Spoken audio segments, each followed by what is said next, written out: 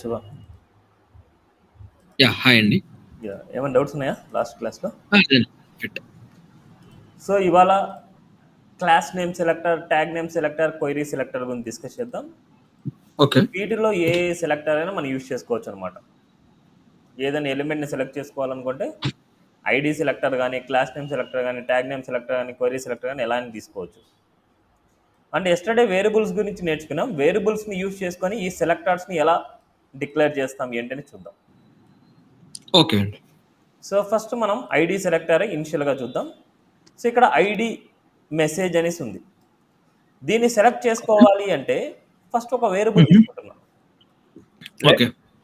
ID selector లేకపోతే ID name అని రాస్తున్నాం equal to document dot get element by ID ID. That ID yes. MSG. అవును. అక్కడ variable ఇచ్చి వేరియబుల్ కాల్ చేస్తాం.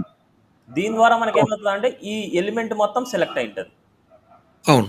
ఇప్పుడు ఈ ఎలిమెంట్లో ఏదైనా కంటెంట్ మార్చాలి అంటే ఏం యూజ్ చేయాలి? ఏదైనా హుహుహు. కంటెంట్ మార్చాలనుకుంటున్నా నేను. కంటెంట్ మార్చాలంటే ఏం యూజ్ చేస్తాం? ఈ ID name dot inner HTML. HTML yes. So welcome to JavaScript. అదేవిధంగా దీన్ని స్టైల్ ఇవ్వాలనుకుంటే ID name dot style style dot colour colour ఇచ్చేస్తాం. రెడ్. క్లియర్? క్లియరండి.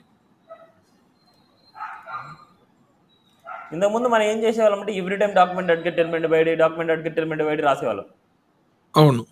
ఇలా. Okay, clear? ఇది ఐడి క్లియర్. సెలెక్టర్ ఒకటి యూనిక్గా ఉంటుంది మనకు. ఐడి అనేది యూనిక్గానే ఉంటుంది మనకు. బట్ మనకు ఒక పేజ్లో క్లాసెస్ అనేది సేమ్ క్లాసెస్ ఉంటాయి, ట్యాగ్ నేమ్స్ అనేది సేమ్ ట్యాగ్ నేమ్స్ కూడా ఉంటాయి. హ్మ్. సేమ్ క్లాస్ నేమ్ ఉంటాయి, సేమ్ ట్యాగ్ నేమ్ ఉంటుంది. ఈవెన్ సింగిల్ క్లాస్ నేమ్ ఉన్నా we treated as a multiple class names లాగా ట్రీట్ చేసుకోవాలి మనం. Okay, okay. సో ఫస్ట్ మనం సెలెక్టర్ తీసుకున్నాం. Let class name equal to document dot ఇక్కడ ఏంటంటే get elements by class name అనమాట. Elements, not element, it's elements అనమాట. Elements by okay. Class name. ఇక్కడ చూడండి క్యామెల్ కేసులో రాసాం. ఈ అనేది క్యాప్స్, బి అనేది క్యాప్స్, సి అనేది క్యాప్స్, ఎన్ అనేది క్యాప్స్. దాంట్లో ఎంఎస్జి1 అనే క్లాస్తో ఉన్న వాల్యూస్ ఎన్ని ఉన్నాయి మనకు? 1 2 3 4 ఉన్నాయి మనకి. ఈ 4 మనకు ఒక అరే ఫార్మేట్లో వచ్చింటాయి మనకు. Console dot log of it's a class name. Square బ్రాకెట్స్‌లో వస్తుందంటున్నారా? ఓకే. అంతే కదా, 4 మనం సెలెక్ట్ అవ్వాలి కదా ఒకటేసారి. Collection h1 h2 dot message 1, h2 dot message 1, h2 dot message 1, h2 dot message 1. అంటే h2 అనే ఎలిమెంట్కి క్లాస్ మెసేజ్ 1, h2 అనే క్లాస్కి అంటే h2 అనే ఎలిమెంట్కి క్లాస్ మెసేజ్ 1, h2 అనే ఎలిమెంట్కి క్లాస్ మెసేజ్ 1, ఇలా అనమాట దీని మీనింగ్. ఎన్ని ఉన్నాయి మనకు? 1 2 3 4 ఉన్నాయి. ఇది ఏ ఫార్మేట్లో వచ్చింది? అరేలో వచ్చింది. అరేలో వచ్చింది అంటే మనకు ఈడ మీనింగ్ ఏంటంటే మనకు క్లాస్ నేమ్ ఈక్వల్ టు ఇలా ఉన్నట్టు. అవును. ఇప్పుడు దీంట్లో ఫస్ట్ h2 నేను సెలెక్ట్ చేయాలనుకున్నా. దీంట్లో ఫస్ట్ h2 నేను సెలెక్ట్ చేయాలి. ఎలా సెలెక్ట్ చేస్తాం? Class name 0. Class name square bracket of 0. ఆ ఫస్ట్ h1కి ఆ ఫస్ట్ h2కి కలర్ రెడ్ ఇవ్వాలనుకుంటున్నా. Dot style dot colour style dot colour ఇచ్చేస్తాం. ఇలా. అదే విధంగా సెకండ్ ఎలిమెంట్కు టెక్స్ట్ నేను మార్చాలనుకుంటున్నా. టెక్స్ట్ మార్చాలంటే ఓకే. స్టైల్ టెస్ట్ ఇస్తాము. Square bracket of 1 dot inner HTML dot HTML dot text equal to okay.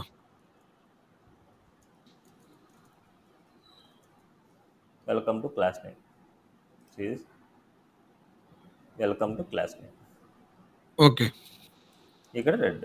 అలాగా మనకి ఏదైనా సరే మనం సెలెక్ట్ చేసుకోవచ్చు, మనకు నచ్చింది మనకి ఇవ్వచ్చు. క్లియర్? క్లియర్ అండి. సేమ్ అదేవిధంగా పేరాగ్రాఫ్ కూడా అలాగే అనమాట. మనం సెలెక్ట్ చేయడం let P equal to document dot get elements by tag name, elements అనమాట. ఇది కూడా ఎలిమెంట్స్ ట్యాగ్ నేమ్. ఏంటి ఆ ట్యాగ్ నేమ్? పి. మళ్ళీ అరే వస్తుంది పి. ఇప్పుడు ఇది కూడా మనకు అరేలోనే వస్తుంది. ఈ అరేలో ఉండే వాల్యూస్ మనం సెలెక్ట్ చేయాలంటే స్క్వేర్ బ్రాకెట్ అని సెలెక్ట్ చేసుకొని మనం చేస్తాం. సీస్ కలెక్షన్ 1 2 3 4 ఇలా. ఇది ఓకే కూడా అంతే అనమాట మనకి. ఇది కూడా P square bed of 0 dot style dot colour ఏదైనా సరే మనకు అప్లై చేయాల్సిన ప్రాపర్టీస్ అన్ని మనం అప్లై చేసుకోవచ్చు. ఏవి కావాలంటే అవన్నీ అప్లై చేసుకోవచ్చు మనం. Okay make clear? Sense. Yeah clear అండి. ఏమైనా డౌట్ ఉంది అక్కడ సెలెక్టర్స్లో? క్లియర్ అండి. నెక్స్ట్ మనకి క్వైరీ సెలెక్టర్ అనేసి ఒకటి ఉంది. Query selector.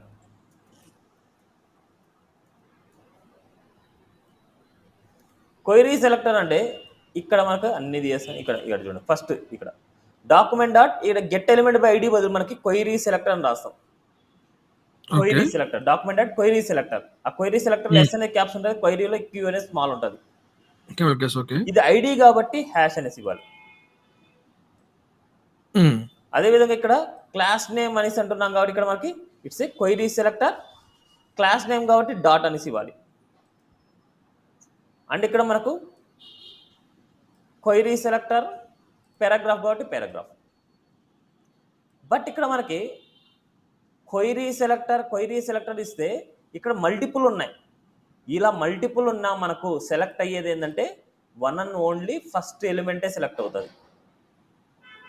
అండ్ ఇక్కడ కూడా మనకి సెలెక్ట్ అయ్యేది ఫస్ట్ ఎలిమెంట్ మాత్రమే సెలెక్ట్ అవుతుంది. ఓకే ఇక్కడ ఐడిలో ఒకటే ఉంది కాబట్టి ఒకటే సెలెక్ట్ అవుతుంది. అర్థం చేసుకోండి. అర్థమైంది. మల్టిపుల్ ఫస్ట్ మాత్రం తీసుకుంటుంది. ఐడి అయితే హ్యాష్ ఇవ్వాలి, క్లాస్ అయితే డాట్ ఇవ్వాలి, ట్యాగ్ నేమ్ అయితే పి అనేసి ఇవ్వాలి. ఓకే ఏంటి ఏందో అడుగుతున్నారు? ఓకే మల్టిపుల్ ఉన్నప్పుడు ఫస్ట్ మాత్రం పిక్ చేసుకుంటుంది. అంటే జనరల్గా మనకి క్వైరీ సెలెక్టర్ అంటే మనకు ఓన్లీ ఫస్ట్ వన్ మాత్రమే సెలెక్ట్ చేస్తుంది. ఓకే ఓకే ఏదైనా సరే ఫస్ట్ వన్నే సెలెక్ట్ చేస్తుంది. ఇప్పుడు నాకు అన్నీ కావాలి, క్లాస్ నేమ్స్ అన్నీ కావాలి, ట్యాగ్ నేమ్స్ అన్నీ కావాలంటే ఇక్కడ క్వైరీ సెలెక్టర్ ఆల్ అని రాయాలి. ఓకే లేదు నాకు ఒకటే సరిపోద్ది, ఫస్ట్ మాత్రం సరిపోద్ది అంటే క్వైరీ సెలెక్టర్ రాసుకుంటే సరిపోద్ది. ఇక్కడ క్వైరీ సెలెక్టర్ రాసినప్పుడు ఐడి అయితే హ్యాష్ ఇవ్వాలి, క్లాస్ అయితే డాట్ ఇవ్వాలి, ట్యాగ్ నేమ్ అయితే డైరెక్ట్గా రాసుకోవచ్చు. క్లియర్? క్లియర్ అండి. అంతే. ఇప్పుడు డైరెక్ట్గా అవుట్పుట్ అంటే ఇది కూడా అవుట్పుట్ వస్తుంది. ఓకే. అదేవిధంగా పారాగ్రాఫ్కి గ్రీన్ కలర్ రెడ్ కలర్లో ఇవ్వాలనుకుంటున్నాం. అప్పుడు మనకి p square bracket of 0 dot style dot colour equal to red, p square bracket of 1 dot style dot colour equal to green. అదేవిధంగా p square bracket of 2 dot style dot colour equal to blue. See this? Okay. ఇలా మన వాల్యూస్ని ఏదైనా సరే డైనమిక్గా apply చేసుకోవచ్చు. ఏదైనా button click చేసినప్పుడే కావాలంటే అప్పుడు బటన్ ఫంక్షన్ ఇచ్చేసి ఇవన్నిటిని ఫంక్షన్లో రాయేసుకుంటాం.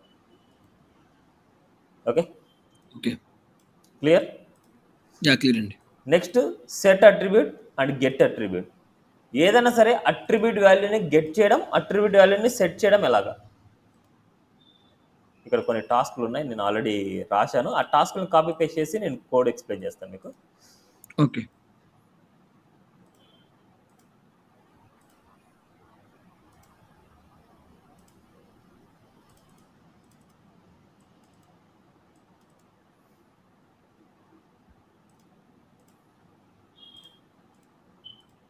టాస్క్ కూడా ఇస్తాను, ఆ టాస్క్ కూడా మీరు చేయాలి.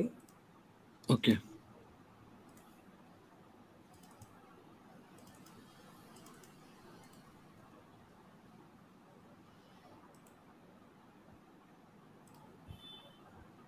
ఎస్టర్డే క్లాస్లో show and hide password, wish message and image gallery, now bar task. ఇక్కడ మనకి షో అండ్ హైడ్ పాస్వర్డ్కి మనకి వెళ్తే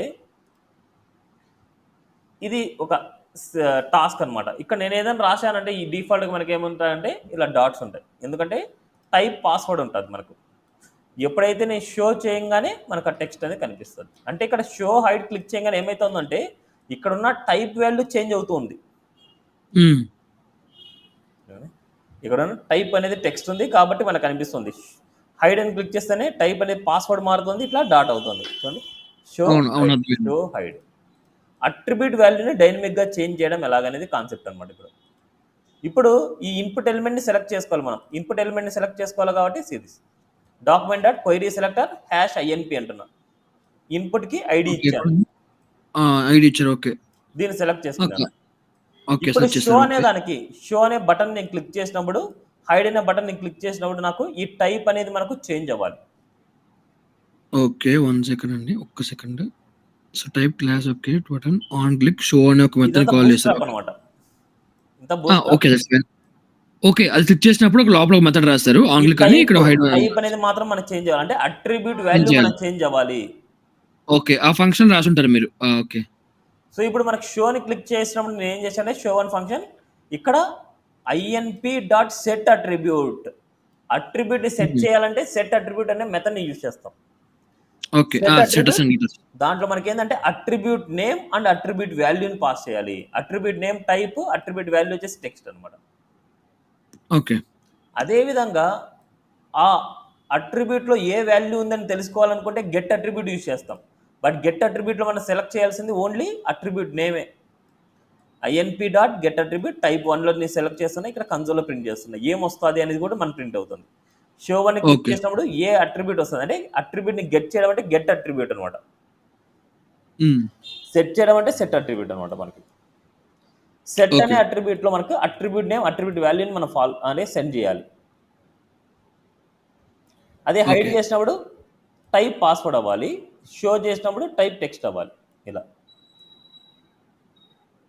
ఓకే, ఓకే అండి. క్లియర్.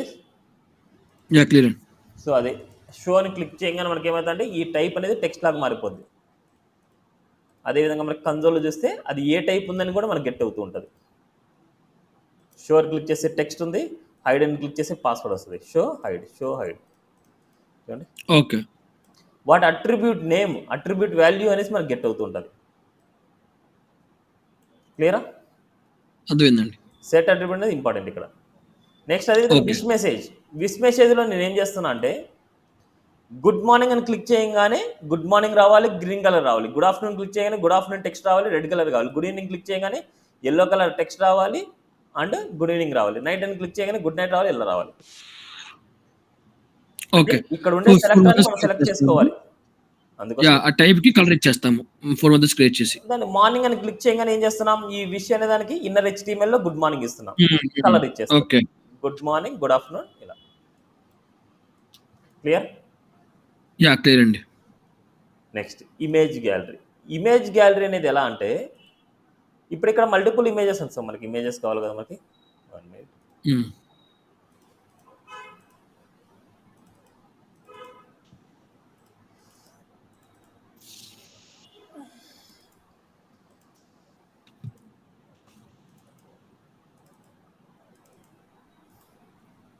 ఇమేజెస్ నేను పెట్టుకున్నాను.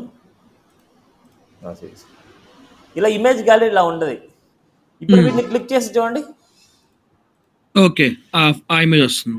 ఇమేజ్ వెళ్తుంది. అంటే దీన్ని క్లిక్ చేసినప్పుడు ఈ ఇమేజ్ వెళ్ళేసి ఇక్కడికి ప్లేస్ అవ్వాలి. దీన్ని క్లిక్ చేసిన ఇమేజ్ ఇక్కడ వెళ్ళి ఇక్కడ ప్లేస్ అవ్వాలి. దీన్ని క్లిక్ చేసిన ఇమేజ్ వెళ్ళి ఇక్కడ ప్లేస్ అవ్వాలి. దీన్ని క్లిక్ చేసిన ఇమేజ్ వెళ్ళి ఇక్కడ ప్లేస్ అవ్వాలి. అంటే ఇమేజ్లో ఉండే ఓకే. ఎస్ఆర్సీలోకి మనం సెట్ చేయాలి. దిస్ ఇక్కడ ఒక్కొక్క ఇమేజ్కి మనం ఆన్ క్లిక్ రాసాం. ఒక్కొక్క ఇమేజ్కి ఈ మెథడ్ కాల్ చేసినప్పుడు మనం ఏం చేస్తున్నాం, ఇక్కడ మెయిన్ ఎలిమెంట్ ఇమేజ్ తెలుసుకుంటున్నాం. దానికంటూ ఒక ఐడి ఇచ్చాం, మెయిన్ అని తీసుకున్నాం. ఆ మెయిన్లో ఉండే ఎస్ఆర్సీలోకి మనం సెట్ చేయాలి. ఓకే. ఆ మెయిన్ ఎస్ఎస్‌లోకి ఎస్ఎస్‌సి చేస్తాం. ఇమేజ్ డాట్ సెట్ అట్రిబ్యూట్ ఎస్ఆర్సీలోకి ఈ వాల్యూని సెట్ చేస్తున్నాం. అదే సిఎస్ఎస్లోకి ఈ వాల్యూని సెట్ చేస్తున్నాం. అదే జేఎస్లోకి ఈ వాల్యూని సెట్ చేస్తున్నాం. యాంగులర్లోకి ఈ ఓకే. వాల్యూని సెట్ చేస్తున్నాం. అంటే యాంగులర్ ఇమేజ్ అనేసి, రియాక్ట్ ఇమేజ్ అనేసి, జావా ఇమేజ్ అని ఓకే. Set okay. చేస్తున్నాం. అర్థమైంది. ఇట్స్ ఏ సెట్ అట్రిబ్యూట్ అనమాట. బట్ ఇవన్నీ చూస్తే ఈజీగానే అనిపిస్తుంది, బట్ చేయగానే మనకు క్లారిటీ వస్తుంది అన్నమాట మనకి. ఓకే. నెక్స్ట్ nav బార్ అనమాట. nav బార్లో మనకు ఇక్కడ మనము హోమ్, అబౌట్, సర్వీస్, కాంటాక్ట్ ఇలా మనకు సెట్ చేయాలనుకుంటున్నాం. యాంకర్ ట్యాగ్ లోపల హోమ్ అబౌట్ సర్వీస్ ఇవన్నీ సెట్ చేయాలి, కానీ ఇక్కడ నుంచి సెట్ చేయాలి. మెనూస్లో home about service contact register login ఇస్తున్నా. ఇప్పుడు నేను ఇక్కడ ఏమి ఇచ్చానంటే nav లింక్లోనే మనం సెట్ చేయాలి ఆ వాల్యూస్ని. ఎక్కడైతే మనకు nav లింక్ ఉందో వాటిని సెలెక్ట్ చేస్తున్నా, document dot query selector dot nav link. అప్పుడు మనకు ఒక్కొక్క వాల్యూలో nav of 0 dot inner HTML equal to menu of 0. అంటే మెనూ ఆఫ్ 0 అంటే హోమ్ వచ్చేసి ఓకే. ఇక్కడికి వెళ్ళి ప్లేస్ అవుతుంది, అబౌట్ వచ్చేసి ఆ లింక్ ప్లేస్ అవుతుంది. ఓకే. Got it. అదే Services డైనమిక్ చేస్తున్నారు. ఇలా ఓకే. డైనమిక్గా మనం సెట్ అవుతూ ఉంటుంది. ఓకే. మీకు ఇస్తున్న టాస్క్ ఏంటంటే ఇక్కడ సేమ్ ఓకే. ఇక్కడ ఉండే వాల్యూని చేంజ్ చేయాలి, ఇక్కడ ఉండే హెచ్ఆర్ఈఎఫ్ అనే అట్రిబ్యూట్ వాల్యూని కూడా మనం చేంజ్ చేయాలి. ఇక్కడ ఉండే ఓకే. నేమ్ని చేంజ్ చేయాలి, ఇక్కడ ఉండే హెచ్ఆర్ఈఎఫ్ వాల్యూ కూడా చేంజ్ చేయాలి. బట్ ఇక్కడ నేను అరేస్లో ఆబ్జెక్ట్స్లో ఇస్తాను. See this menu arrays objects. First value మనం సెలెక్ట్ చేయాలంటే ఎలా సెలెక్ట్ చేస్తాం? Menus of menus 0 dot name, menus of 0 okay. Dot URL. ఆ మెనూస్ ఆఫ్ 0ని అంటే మెనూస్ ఆఫ్ 0 ఉండే నేమ్ని ఇక్కడ సెట్ చేయాలి, అట్రిబ్యూట్ని ఈ ఓకే. హెచ్ఆర్ఈఎఫ్లో సెట్ చేయాలి. ఓకే. ఓకే, అంటే nav ఓకే. లింక్స్ అన్నిటినీ సెలెక్ట్ చేయాలి. లాస్ట్ టైం ఎలాగైతే మనం సెలెక్ట్ చేసామో అలా అన్నీ సెలెక్ట్ చేస్తాం. ఈ nav లింక్లో మనకి square bracket of 0 dot inner HTML equal to ఇలా రాశారు. అదేవిధంగా nav square bracket of 0 dot set attribute హెచ్ఆర్ఈఎఫ్లోకి ఆ వాల్యూని సెట్ చేస్తాం. ఇక్కడ మనకు మెనూస్ ఆఫ్ 0 డాట్ నేమ్ రాస్తాం, అదే మెనూస్ ఆఫ్ 0 డాట్ యూఆర్ఎల్ అని రాస్తాము. ఓకే. అర్థమైందా? సో అర్థమైంది. టాస్క్ అనేది నెక్స్ట్ క్లాస్ టైం వరకు తెలుసుకో అంటే చేసుకొని రావాలి. Okay. Okay. Okay. Okay, clear? Clear అండి. సో ఇది వరకు బాగా నీట్గా ప్రాక్టీస్ చేయండి. నెక్స్ట్ క్లాస్లో ఆపరేటర్స్ మీకు ఆల్రెడీ తెలిసింది, ఈజీగానే ఉంటుంది. Arithmetic operator, okay. Assignment operator, ఇవి లాజికల్ ఆపరేటర్, తెలుసు. String operator, bitwise operators, ఇలాంటి చాలా ఉంటాయి మనకి. Next different okay. Types of functions, ఇవి ఇంపార్టెంట్ మనకి. ఓకే. అంటే with arguments, without argument, with return type, without return type, and continue, break. ఈవెంట్స్లో మనకి keyboard events, mouse events and window events ఇలాంటివి ఉంటాయి మనకి. కంట్రోల్ స్టేట్మెంట్స్లో if else, else if, switch ఇవన్నీ ఉంటాయి. లూపింగ్లో while, do while, for loop. Next arrays objects మీద టాస్క్ అనమాట. Okay, so okay. నెక్స్ట్ వీక్లో మనకి ఆల్మోస్ట్ జావాస్క్రిప్ట్ అయిపోతుంది మనకి. ఓకే. మెయిన్ ప్రాక్టీస్ అనమాట. ఈ బేసిక్స్ ఇప్పటివరకు జరిగినవన్నీ చాలా ఇంపార్టెంట్ మనకి. రియల్ టైంలో ఎక్కడ యూజ్ చేస్తాం అనేది కొంత క్లారిటీ ఉంటుంది. ఇప్పుడు ఇక్కడ ఏంటంటే ప్రతి ఒక్క దానికి ఒక ఫంక్షన్ రాస్తున్నాం. ఇక్కడ ప్రతి ఒక్క దాంట్లో ఎన్ని ఫంక్షన్స్ రాస్తున్నాము, ఇన్ని ఫంక్షన్స్ రాయాలంటే చాలా కష్టం. అందుకోసం సింపుల్ ఒక ఫంక్షన్ తీసుకోవాలి, ఇవన్నీ డైనమిక్గా చేంజ్ చేసుకోవాలి. అవి నెక్స్ట్ క్లాస్లో మనం నేర్చుకుంటాం. ఓకే. ఓకే ఓకే శివ, నీట్గా అయితే ప్రాక్టీస్ చేయి, టాస్క్ అయితే ఫినిష్ చేయి. నేను ఎక్స్ప్లెయిన్ చేశాను అంతే, మీరైతే టాస్క్లు ఓన్గా చేయండి. ఓకే అండి.